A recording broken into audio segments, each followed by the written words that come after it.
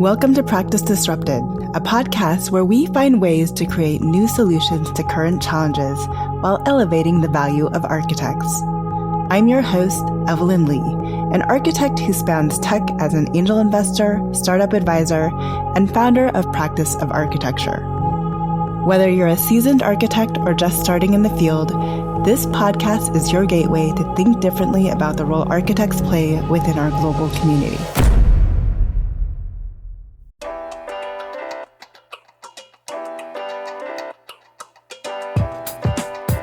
Hello, Disruptors. Welcome to this week's episode of Practice Disrupted.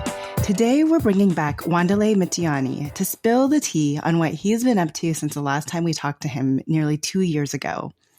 Wandile is an Obama leader, TEDx fellow, architectural designer, social entrepreneur, and the founder and CEO of the Ubuntu Design Group, or UDG, the Anti-Racist Hotdog, and the T, a peer-to-peer inclusion rating platform. We'll find out how he does so much with only so many hours in a day, but dig more deeply into his two most recent endeavors, the Anti-Racist Hotdog and the Tea. Hi, Wandile. Welcome to the show. I'm so happy that you are joining us this morning, your afternoon, and for you to be willing to come back on Practice Disrupted Round 2. I'm excited to be here. I've been waiting to come back, and it's been obviously beautiful to see your trajectory and growth since the beginning of this platform. I think I was here very early, so happy to see the growth of Practice Disrupted. Now, I appreciate that. So you're not ominous, but I think you are out there talking a lot more than I would say a lot of our guests. Is there any kind of icebreaker or a tidbit or something you can share that might inform in a new way the conversation that we're about to have? Yeah, so in 2021 October, I moved to New York to form the Anti-Racist Hotdog there. I'll tell you about that story a little bit more as we go in. So we'll definitely get into that. Mm-hmm. We'll definitely get into that. But a big part of why I wanted to go to New York was also to launch my stand-up career as well. So I had no idea. I was out there doing stand-up, doing Anti-Racist Hotdog, and doing architecture with the Ubuntu Design Group. Every couple of years, I pick up a passion of mine that maybe has been in the back burner because as you can realize, there's a lot that I do. So I finally I'll focus on this right now. And over the past 3 years, it's been stand-up. And now I just bought a DJ booth. So that's next. I'll be playing house music. But yeah, so I always do crazy things like that. Well, so if you are getting into DJing, then does the stand-up go away then? I've been there, done that, tried it, experienced it? Yeah, I mean, I do only have 24 hours, right? So right, yeah, no, I get it. I'm just wondering, I know we need to get to why I brought you on, but I'm just so curious now. No, it doesn't go away. It's a big part of who I am. It's just not the focus anymore. Every now and again, I get a chance, I'll do it. But I think what stand-up has done, which is really cool, is because now I had to be intentionally funny and craft my story in jokes and stuff like that. It has enhanced my public speaking to be a lot more entertaining than the most boring architecture. Yeah, absolutely. And also just relationally when I'm talking to folks, it's just there's so much intelligence and insight that comes with crafting how you tell a story with comedy, that it enters how you are conversationally. So I'm really grateful for that. And I got to open for a Netflix comedian at the height of this whole 3 years thing. So I thought that was dope. That is amazing. So last time you talked, I believe you were coming off of or just ramping up on being an Obama Foundation leader. You were leading, and you're still doing work with the Ubuntu Architecture Design Program that you founded. Can you update us on where you are today and what has evolved since the last time you were on the show? Yes. I think I just got into the Obama Foundation program as an Obama leader. That ended up being 2 years versus 1 because of COVID. And then I guess I'm an alumni and still a member of the Obama Foundation community right now. I've also been a vendor and I still work really closely with the Obama Foundation, which has been amazing. I started an architecture firm called Ubuntu Design Group when I was in college, which focuses on using architecture for the other 99% that don't afford architects. So to design dignified, affordable housing, addressing apartheid injustices through design. So that's still going. And then I think when I came into your show, we had created a spin-off called the Ubuntu Architecture Summer Abroad program, where we're bringing in students from around the world to come down to Durban to learn about African architecture and actively design and build a home for a family that was negatively affected by apartheid. So that's what we're doing. Updates on that. And that clearly wasn't enough for you because you've added more to your 24-hour day. So yes. I am on the journey of finding myself, okay? You don't need to justify it. That comment was meant to say you're already doing incredible things, and yet you continue to pile on your own plate. I need a therapist, is what I'm saying. Yeah, so those things were cool and are still cool. I think the update that happened since then is that we filed to be a school with the Ubuntu Architecture Summer Abroad. So we're officially now. So we got. I didn't know that. That is an amazing update. Yeah. Yeah, it took a little bit of a minute with like lawyers and all that stuff. So we're actual school, and we should be opening up our program sometime in the fall and next summer to sort of get gearing back up. So we've just been working on the legal stuff since then. And then Ubuntu Design Group, the architecture firm, we're really excited. I'm back in South Africa working on a startup that leverages AI and our human capital to make design accessible. Because, when you think about architecture with capital A, I think it first was introduced in relation to God, right? So it was like cathedrals, if you take it back to Imhotep, it was graves, which again is still communicating to God, and then cathedrals, etc., etc. The history of the church is the history of architecture in many ways. And then it became rich people. That's the progression. God, rich people, maybe others, right? And quite frankly, it's still like that. And a big part of it is just like architecture, one, is an expensive degree. And even though architects are underpaid and overworked, they're still inaccessible in price to the average person. So with the coming out of AI, we're like, okay, how can we then cut down the number of hours these architects have to work on these projects and still provide dignified design services for low-income communities? So we're working on a startup that's doing that. It's called Ubuntu Design Group. People can check it out. Just as a reminder to myself, we just had on the podcast a few episodes ago the founders of the Built Environment Futures Council, and they actually there was a good conversation. I wish we could expand upon that about exactly what you just said, but I'd love to connect you with them. I would love that. Yeah. So that's the update on that. I'm not sure if I should talk about what I've done since then. Yeah, no, that's what this is.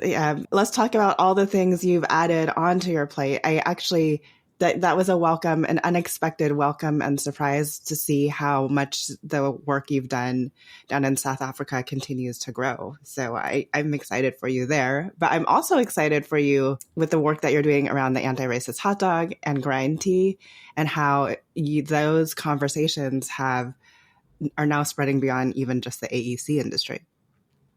100%. No, thank you very much. And I think I want to preface this for any other architects or maybe folks who are still in college or young cats listening to us by saying everything that I do within architecture, I didn't choose to be an architect so that I could be Bjarke Ingels or Ajay and do skyscrapers and other stuff. I could care less. I chose to do architecture as a vehicle to solve a very real problem that I grew up with, which was the lack of dignified housing because of racial injustice systems such as apartheid. So this is always a really good preface Because when people see you, I guess, on the front lines and talking about architecture and stuff like that, it's very easy to mistaken you for the other guys I just mentioned who are doing amazing work and can't take away from them.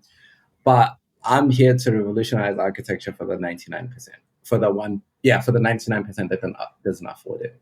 So that's one. And then number two, architecture is not my identity. It is a thing that I do. It's a tool amongst other tools, right? And I say this very importantly because I think architecture school can feel like a cult that indoctrinates you into this philosophy that architecture is who you are and that's your identity. And if you do anything else, you have forsaken your calling, who you are, etc. I mean, I get that. I completely get that. And you feel guilty. You know what I mean? As if like you just I cheated on know. or something. You know, it's it's very weird. But I want to remind everyone who's listening to this that you do architecture, and architecture doesn't do you. So that's a very important point. And a very important mindset, I think, to be operating from, right? 100%. 100%. So this is actually a good segue into what I've been doing then. So in 2021, I was walking. This is going to be an amazing story. 2021, it was like October 20, I think it's Saturday, around there, or 18. I wanted to grab dinner. There's a new promenade extension that just got built in Durban. And I wanted to be one of the first to check it out so that I can tell my homies like, yo, this is a new spot. So I go there, and when I walk in, now, mind you, Durban is like, I don't know, maybe 92% black and part Indian and then part white, mostly of British descent. I walk into the promenade, right? So it's like, think of a promenade that's elevated, and then underneath it, it's restaurants that directly open up to the beach, right? So I went to a restaurant that's opening to the beach. As I walk into this new strip, I only see white people. So I'm like, okay, cool. Maybe my people haven't figured out that there's this new joint. Okay, there. Happy to be Columbus. So I walk in, and as soon as I walk in, some white dude with a ponytail is like, hey, you can't eat here. And I was like, yo. Oh, no. I was taking it back. I was like, what do you mean I can't eat here? He's like, oh, are you a member? So you already assumed that I'm not a member, which rightfully so, I wasn't a member. I was like, oh, are you a member? I was like, no, I'm not a member. I didn't know you have to be a member to have dinner here. He's like, oh, sorry, this is membership only. This is the Durban Undersea Club. And then I was like, okay, cool. Can I have a day pass? He's like, oh, sorry, there are no day passes. Which upon further investigation, there are day passes. They just weren't day passes for people like me. And then I was like, now I'm starting to get visibly angry. I'm like, yo, is this exactly what I think is happening? So I was like, okay, can I join the membership right now? I want to join the club.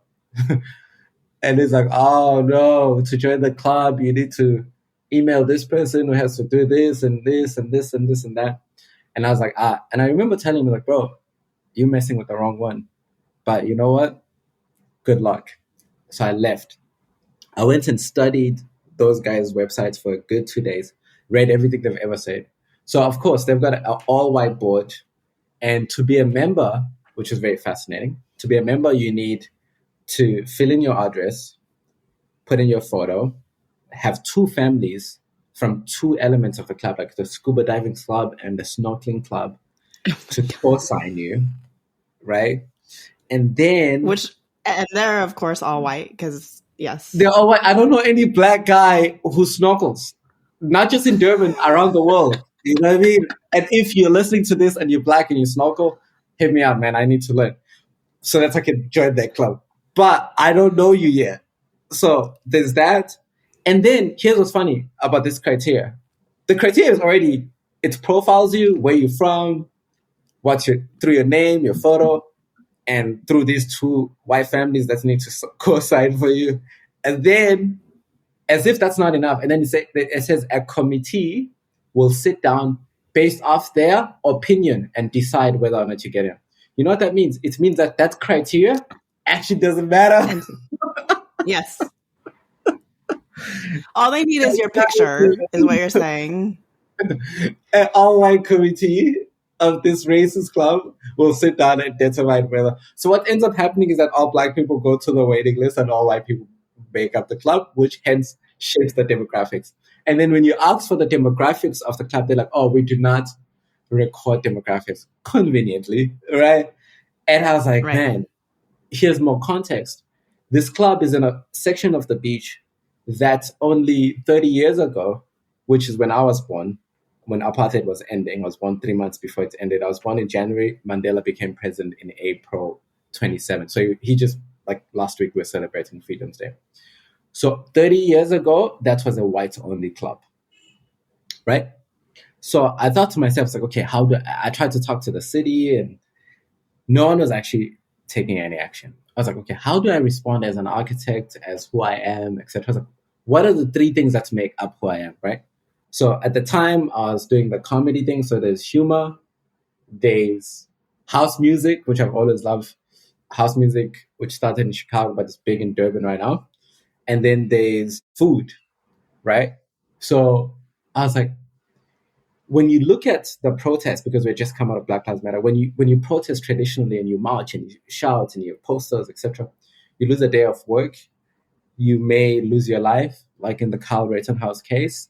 And often after a week, it's forgotten about, then people move on. I wanted to reinvent what a protest is in a way that gives back to the victim rather than takes away, but also in a way that is fun. I think this is a very important thing. If you want to protest, if you want to do something to bring about change, I suggest you make it also an inside joke with yourself so that you enjoy the process. So I formed the Anti-Racist Hotdog, and it's a pop-up restaurant, and I put it physically on top of the promenade where the racist restaurant is. So on top of the racist restaurant, I brought in my friends or house music DJs who did the soundtrack for Black Panther. So it was house music, hot dogs, and dialogue on race. So what this did was it didn't just only get the message out as a protest would do, it also created an alternative for folks that look like me and other folks to be able to have access to food within their own community. It ended up bringing people of different races, age groups. A lot of people came through, and we ended up doing it once a month and called it the Anti-Racist Hot Dog Party.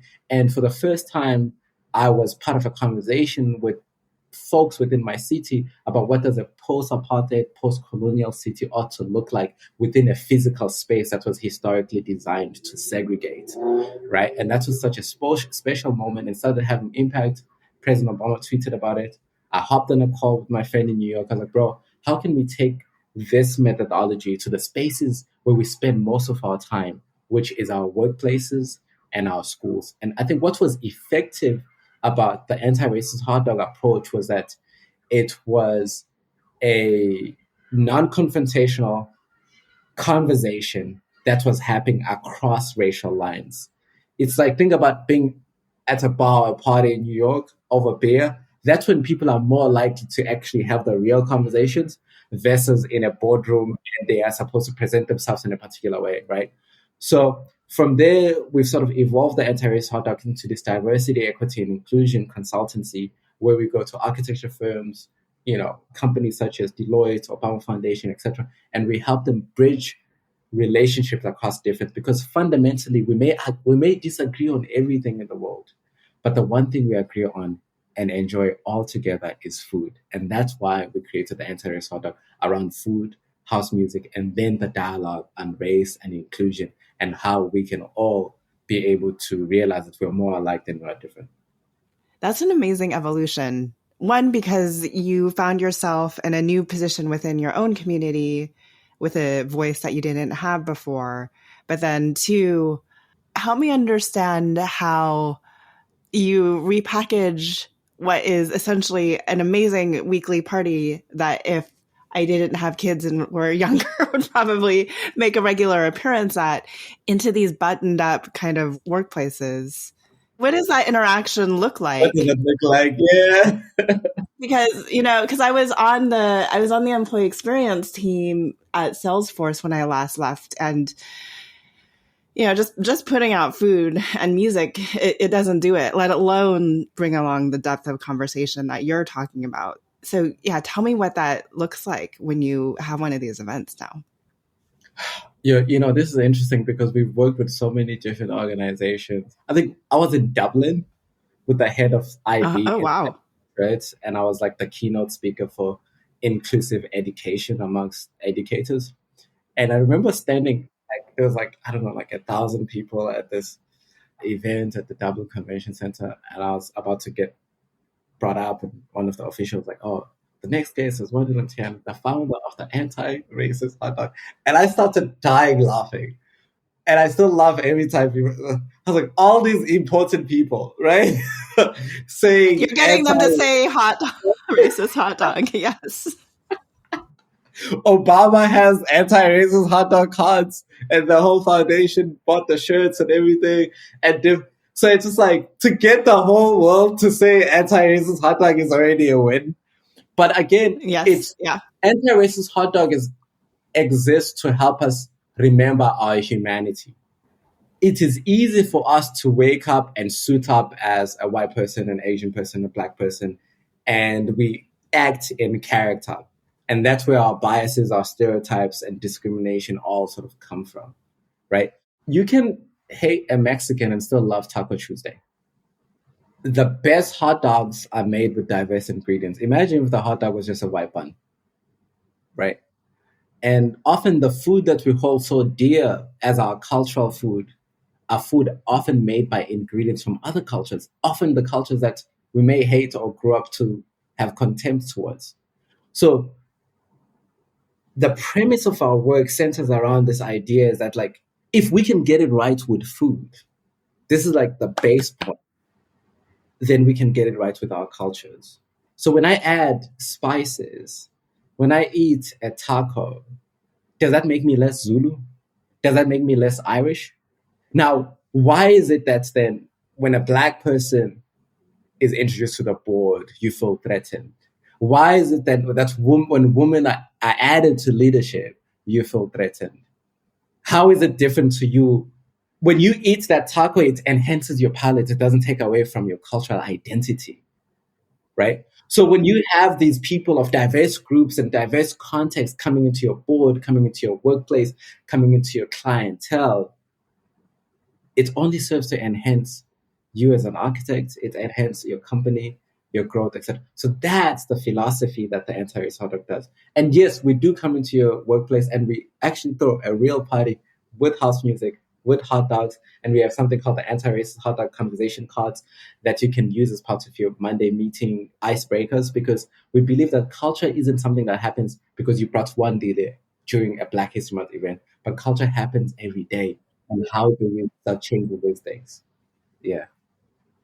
No, I hear you. I really like that metaphor because I do a lot of work in a lot of associations and organizations.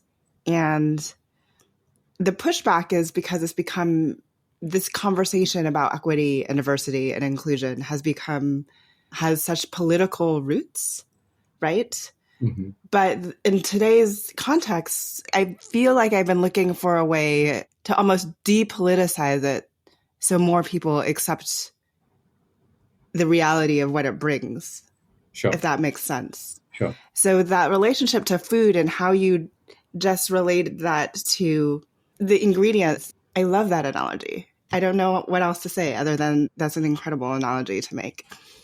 I think you're making a good point, but we need to look beyond the point, right? Elon Musk, a white South African who grew up and benefited from apartheid, came out on Twitter and said DEI is racist. People were up in arms, supporting him, blah, blah, blah. For me, I wouldn't expect anything different. But word, right? And then all of the politics. I guess what I'm saying is that, like, the political wrapping of DEI, or maybe the political ostracization of DEI, is intentional. Mm-hmm. And it's being used as a tool to distract people from the fact that our world is built on discrimination. And the foundations of it are very discriminatory. And those things need to change. And that doesn't serve anyone, right? And I think Elon Musk coming out and all these other top people really attacking DI, taking books away from schools, etc., and stuff like that, shows that we were actually starting to make progress, that we're actually starting to have an impact, right? That the people were actually benefiting from segregation started seeing losses. And as a result, they've created a concerted effort to campaign against inclusion. Which, when you actually think about it, just very fundamentally, talking against inclusion is dumb. Like, it just doesn't make any sense, right? So I think it's important for us to uncover the layers, uncover the lies into the real truth and meaning of, like, we are better together than we are against each other. And that's what we're standing for. Elon Musk will obviously advocate for what benefits him and what has historically benefited him, but I'm not Elon Musk. No, you're definitely not Elon Musk. I wouldn't want you to be. I don't want to be either. Yeah. Shout out to his money and everything, but thank you. We could definitely dive so much deeper into the anti-racist hot dog and that work, but you didn't stop there. You said that's also not enough. And so now you have grind tea as well. Tell us a little bit about grind tea. And if you have, do you have an equally amazing origin story too? With grind tea is the son, daughter, they, them of the anti-racist hot dog. Okay. You gotta be inclusive. So we started going to these different companies, firms, everything, and doing these DI strategies and working with them. And it's just been so beautiful. And I think one of the coolest things that we've seen is, like, we have 100% return rate. Like, everywhere we've gone, we've been asked to come back. So shout out to all these people. But I think the more we went, we will talk to CEOs. They're like, yeah, we can see there's a problem, but we don't know how to address it or what the exact problem is. We can't quite pinpoint it. What we know, there's a cultural problem. And we'll talk to the employees. They're like, yeah, bro, we're scared to lose our jobs. So we don't know how to report this. And I was like, oh, right. So it's like, we can keep coming and pumping medicine, or we can prevent this from happening in the first place, right? And that's what Grind Tea is. It's a peer-to-peer rating platforms where employees rate how inclusive or not their workplace is. They rate about their experiences across about 6 or 7 key indicators. We worked with some Harvard social psychologists and Columbia to study what causes high turnover amongst women and people of color. And things like maternity leave came up, path to growth, authentic self, etc. So what this does is that a recent graduate or a person who's in between jobs, before they apply to Gensler, they can look at the score of Gensler on Grind Tea, right? But it's not just like Glassdoor where it's 5 out of 10 DI. What does that actually mean, right? So you go and look at, like, okay, this is their maternity leave policy. Here's what women of my specific demographic think of it. Path to growth, here's how the path of growth is, the graph for Black women, for Black men, for Asians, etc. So it's data is only as relevant as it is to you, because I could look at Netflix and it's like 8 out of 10. And then turns out they just have 80% white people, right? But through Grind Tea, you can filter the ratings based on your specific demographic so that you can see how you will be treated. And that helps you make an informed decision on where to go. It helps the CEOs and the leadership know exactly where their issues are as well. But it also helps them reduce turnover. It helps you to also not constantly be in between jobs and have 3 months here, 4 months here, because that ends up looking bad on you as the employee seeking work. So that's what Grind Tea is. A platform that helps us make informed decisions about our next workplace. Which is amazing and needed, not only in the AEC industry, because we're obviously not the only ones suffering and struggling with everything that we've been talking about in this conversation. So the interesting thing to me is platforms like Glassdoor are heavily utilized in the tech industry. When I talk to architects, they're like, oh, they feel like they're from too small of an organization to post, that it doesn't actually anonymize their responses then. Yet I imagine, the success of Grind Tea comes from actually more people posting their experiences. What is that balance, and how do you encourage people to share? Yeah, I think that's a really good point. And I think partly it's a point that we're still trying to figure out how we encourage more people. But I think the more success stories come out, at least for us, from recent graduates saying, hey, I chose this firm instead of this one because of Grind Tea, and I'm actually really loving the culture, right? I think the more we can share those stories and the more people realize like the impact platforms like this have. But also like, look, I spent half the year in New York and I go to the AIA New York events. Not to hate on those events, but a good 70% of those events are architects complaining about how women are not treated well, how people of color are not treated well, how they're underpaid, I'm like, yo, let's do something about it. And then that's the other thing. That's a very collegial event. Like that's like the Anti-Racist Hotdog event, right? With drink in hand, where you feel free to say whatever you want to colleagues, but then to take that and actually document it somewhere, we're not ready to do that. But I totally get we constantly complain about everything, and we say we're these problem solvers, and yet we have the hardest time solving our own problems within the industry. Exactly. I wrote a whole article about how architects plan other people's lives, but we can't plan our own workplace experience. And that's why I created this Grind Tea tool. Because think about it this way. I don't know anyone or hate anyone at Gensler. Shout out. I'll just keep using them as an example consistently. If we look at, let's say, Gensler, right? And let's say Gensler is treating women well, and then HOK is not treating women well. Now, even I, as a man, completely hypothetical. I'm going to completely hypothetical. Yes. Especially if HOK and Gensler sponsor this podcast. Very hypothetical. Even Company G and Company H. Okay, Company G treats women bad. Company H treats them good. So even I, as a man, looking at that rating, would I want to go to the company that treats women bad, or would I want to go to the company that treats women good? Right? I want to go there, right? So what ends up happening is that Company H ends up having all the top talent, and then Company G struggles to recruit, and it starts hurting their pockets. Now they're incentivized to transform and be more inclusive.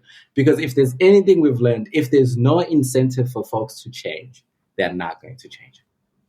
Yes, I completely agree with you. I think the crux here, though, is, and this is the fallacy of an older generation that looks at things like Yelp and says it's just a place where people can go and complain, right? The success of these type of platforms are not purely based on the complainers, right? I sort where I want to go to Yelp by those that are, 4.8 stars or DoorDash and higher, right? So if you are having an amazing experience at these firms, that's also when you should be going to Grind Tea and saying, yes, this is absolutely why I want to bring other colleagues and why I want other amazing people to come and work here. What's interesting, though, we've realized that 70% of our ratings are actually positive. So the people who are having a good experience are incentivized to actually speak up about their experience. But also it's kind of like business, though, in general, right? As an architect, if I do a great job, I get referrals, right? So if I'm treated well within the workplace, I'll be gladly go to Grind Tea and talk about how amazing my workplace is. And when people go to college fairs and stuff like that, it's employees who are speaking from their own experience. And basically, this is like a college fair, but that is now spread digitally across the world. I love that.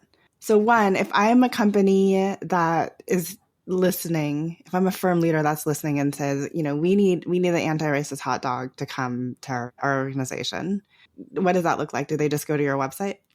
Yes, if you want the Anti-Racist Hotdog to come to your organization, you can go to antiracist.hotdog.com and you can contact us there. Or you can email me directly, wandile@anti-racisthotdog.com.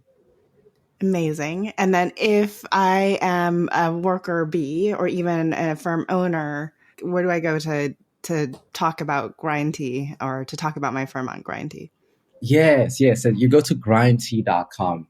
I think one of the beautiful things about Grind Tea is that, like, again, I think a lot of leaders do not know what to do to transform their organization. They know there's an issue with culture, but they don't know what specifically it is. Grind Tea gives you a clear indicator where the challenges are, whether it's in maternity leave, whether it's in the path to growth, whether it's in your recruiting, etc. So I think it's a very useful tool for HR leaders, for marketing, and just for CEOs. So grindtea.com, you can go there.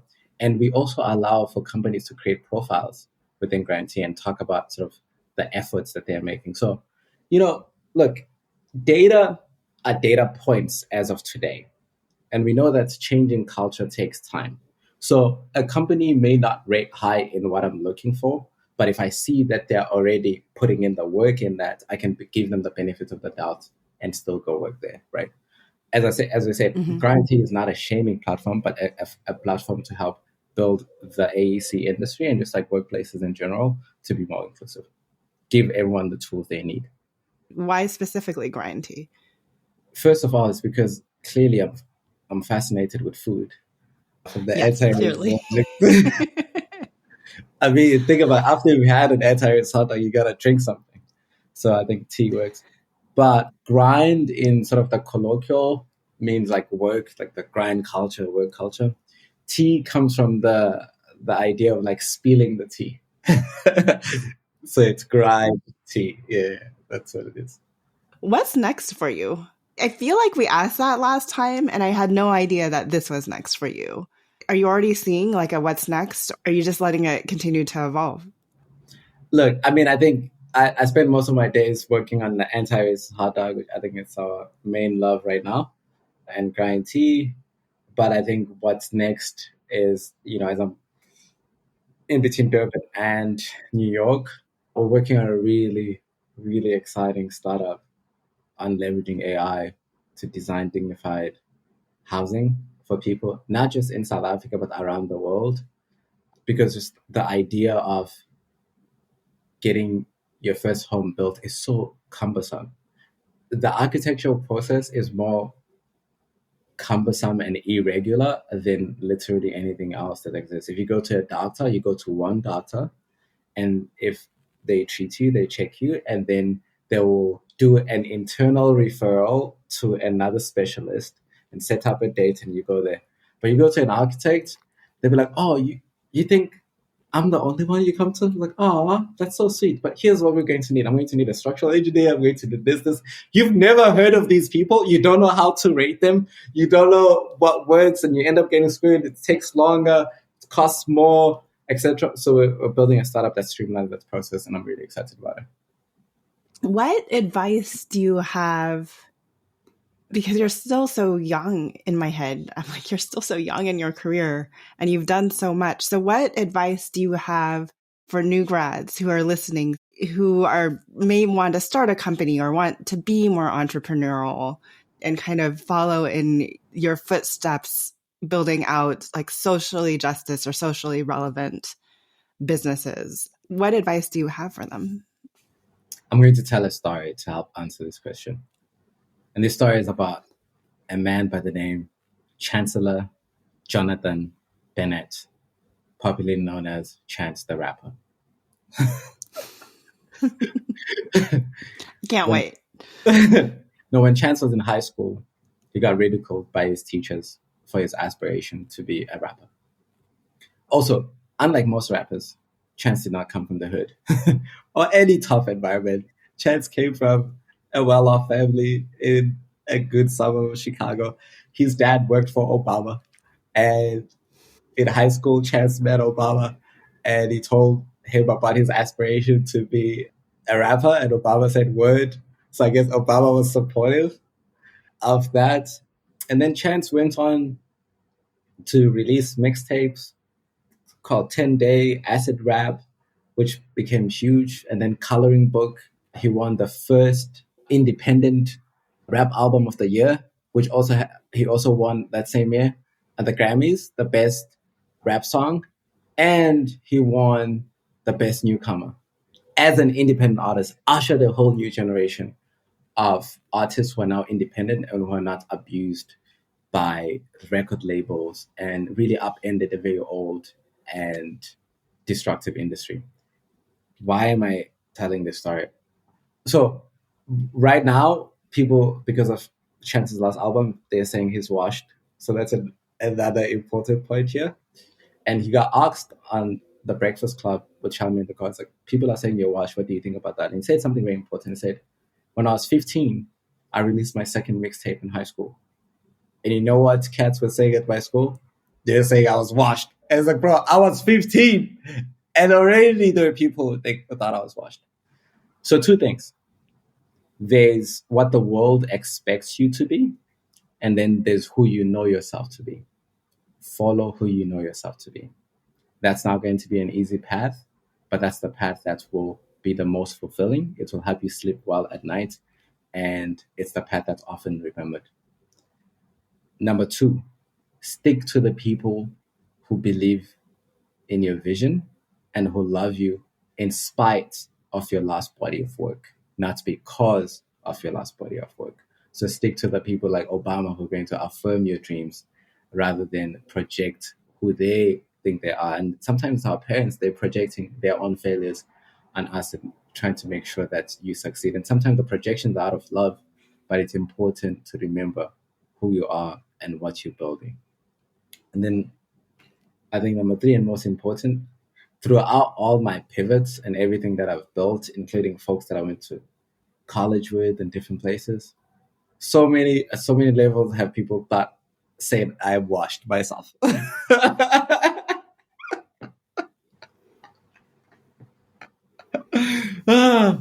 But I'm still here, right?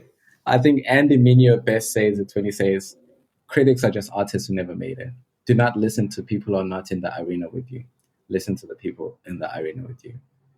And last but not least, architecture doesn't do you. You do architecture.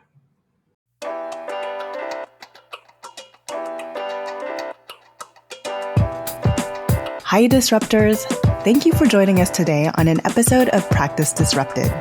If you like the content for today's show, you can find all of our past episodes over on practiceofarchitecture.com/podcast. Be a part of the conversation by joining me, our speakers, and other disruptors in our community at practiceofarchitecture.com/community. Our social media handle is Practice of Arch. That's Practice of ARCH. We'd love to hear from you, so feel free to drop us a DM and say hello. Tune in next week for a new conversation on change in the profession.